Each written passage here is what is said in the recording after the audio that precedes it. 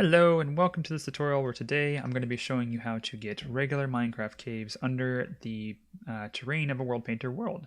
Now the problem with this is that for those who don't know, that a custom terrain like this one here, it's not vanilla, it's made in a program called WorldPainter, and when you have WorldPainter worlds, they either have a solid underground with no caves, no caverns, just the little lava lakes and water lakes you'll pop into underground while mining.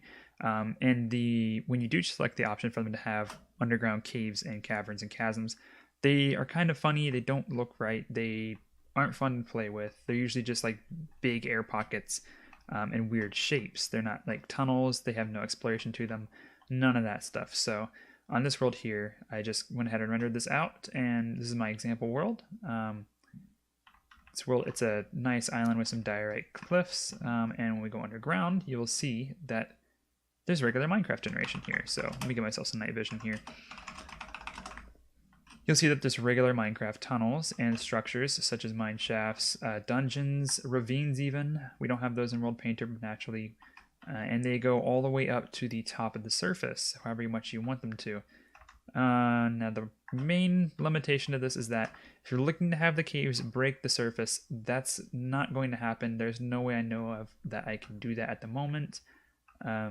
If a method comes available that it can figure that out, then I'll make a video on it or post a tutorial somewhere. But for the time being, I would say this is good enough. It'll always be at least a few blocks under the surface wherever the cave may be, so you might have some with like really flat ceilings where it would cut off. But other than that, this is better than the regular setup that, like the regular caves that WorldPainter would give you. Ravines, you can't even get those with WorldPainter. So anyways, let's go ahead and get right into it. So the first thing you're going to need is that this is not possible without a few programs and mods. The first one you're going to need is MBT Explorer, and you're going to have to install Forge. As well as these two mods here, you're going to need Open Terrain Generator and a Chunk Pre-Generator with the Open Terrain Generator preset that I have made for this, and you can find all the stuff, download links in the description if you need to. So the first thing you want to do is install Forge. Just go ahead and install the client. This might take a little longer depending on your internet speed and computer. Alright, and once it's installed, go ahead and open up your Minecraft folder. So you want to go to App Data, or wherever you have it installed. You'll see .minecraft right here, and if you don't have a folder in here already called mods, just make one called mods, and just go ahead and install these mods by dragging and dropping them in here. Alright, and once you do that, you can just run Minecraft again, and once it's installed, you'll notice that you have a new Forge preset under the profiles. So go ahead and open up Forge and hit play on Forge. And once it's loaded up, you'll have an Open Terrain Generator folder. Just go ahead and open that, go into the World subdirectory, and open up your downloaded preset and just drag this right in. Once you extract that from the zipped archive, you can create a new world. And if this isn't selected already, you just want to go ahead and select this, and I'm going to make mine creative with cheats on so I can switch my game mode and create a new world.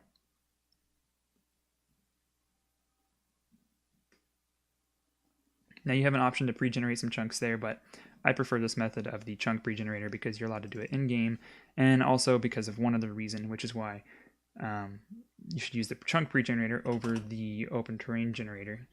As you'll see when we get in here, now that we have the world generating, it's just going to be infinite plains. There's no vegetation, no flowers, no trees, no grass, or tall grass at least, nothing. And that's because we are also at, y equals 237. So we are very high up in the sky, so there's no clouds. If we go into game mode 3 for spectator mode, you'll see that we have ravines, caves, all the likes. So this is just going to generate an infinite world of just really high plains on top of an underground filled with caves, and as they're generating out here, I'll give myself some night vision again so you can see everything. And they're just going to generate. If you press escape, it'll load a little faster. And there's one more step before we do everything else, which is we need to go to not 100, sorry. We need to go to the coordinates of 0, 0, which usually won't be too far away from your spawn. Once you're here, you can type in the command pregen gen. You want to tab to start radius, we want to set it to our position, so you can set that to 0, 0, whatever. We're just setting it 0, 0. And then depending on your world size, this is where some math comes in handy. So if you're generating, for my example world, is 1024 by 1024 blocks, you need to find out how many chunks that is, divide it by 16, because there's 16 blocks wide in a chunk, and then divide that in half. So obviously this would be 32, and so just 32, 32. And we'll start pre-generating the world. Once this is done, it might take a little while depending on your computer. Mine goes pretty quickly. It takes only about a minute to generate a 1000 by 1000 block world. So when it's done, I will be back. Okay, mine's all done and pre-generated. It's completely finished for 1024 by 1024 blocks. And if you noticed before, don't worry about it being all just stone. The entire underground will be just stone, and there's a reason for that. It's because once you merge your world with WorldPainter, it's going to generate everything underground that you need, because Minecraft's going to go ahead and populate this again. And you don't want this to double populate, because you'll end up with double ores in different random spots. It'll look really weird sometimes, and like you'll get a bunch of extra dirt patches, marble, gravel, sand patches, all those things. So that's not too important that we need right now. So I'm going to go ahead and save and quit the title, and we're going to hop back into WorldPainter. And I already have this island, this little test island pre-made here. I just gave it some forest biomes and plains, and it's just 1024 by 1024 block world. Before you export it and merge it, you want to go to your dimension properties here, and in other layers, make sure allow Minecraft to populate the entire terrain is on. If you don't, then you're not going to get water pools in the ground, lava, ores, all that stuff. So that's what I mentioned just a minute ago. You need to have that on. Alright, and so what you want to do now is merge this with a Minecraft map and change where it says desktop to app data or whatever's after your file name, wherever your Minecraft is located.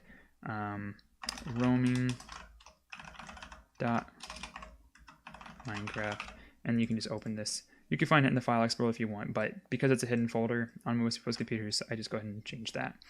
And once you're in here, you go to saves and go ahead and open the world we just made. Select level.dat and go ahead and merge it. This might take a minute, so once it's done, I will be right back. Again, this will vary based on your computer specs. Okay, and now mine is done merging, so once we're done with that, we can just minimize WorldPainter, go back to our desktop and find NBT Explorer. And once you open it up, you're going to be placed into your worlds directory, into your saves. So you could find your world that we just made. It's going to be OTG Cave World 101.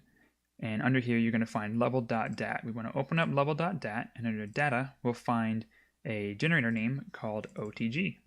Just change this to default, or if you're using something like Biomes O Plenty, you could do Biomes OP, whatever your custom world generator name is. But for right now, we're going to be using default because we are doing the regular Minecraft generation. And under generation options, just leave that blank. You can go ahead and save it. And if you want to keep the open terrain generator going, so once you hit the edge of the world, it'll be the giant plains again, you can leave this. However, I don't intend on doing that because that's going to look kind of funny. So we're going to go back to our mods folder, and we're going to uninstall Open Terrain Generator, and then just delete this 1.12.2 folder, because in here is OTG Core, which will still load and cause some issues with generation later on. So once we have the world saved, we can exit out of that and relaunch Minecraft. And we don't even need to launch in Forge anymore. We should just be able to go to 1.12. And now once we load it up, we should have OTG Cave World 101. You can rename that in the NBT editor if you want, or just right here. It doesn't really matter what you name it. Just go ahead and open it. Go ahead and bring this up to a bigger size. And as it builds, you're going to see that it should have all of our terrain here, all of the caves, all the foliage, everything you would want out of a regular Minecraft world for playability. It might take a minute to load in. And so we have trees generating, flowers, tall grass, everything you could want out of a regular Minecraft world, plus we have caves in our WorldPainter world. And you can do this with other features that WorldPainter does too, such as using custom biomes for different mods and stuff like that as well. Anything you want. You can even define your own biomes through Open Terrain Generator, although that's a little more complicated. And wow, that's a lot of dungeons. That is a lot of dungeons. I don't know what Steam's doing. So, while I figure that out, I'm going to go ahead and end this off. I hope you found this helpful. And if you did, or if you didn't, just let me know if I missed anything or if you have any questions and comments, and I'll reply to them as I can. All right, good luck with your world building.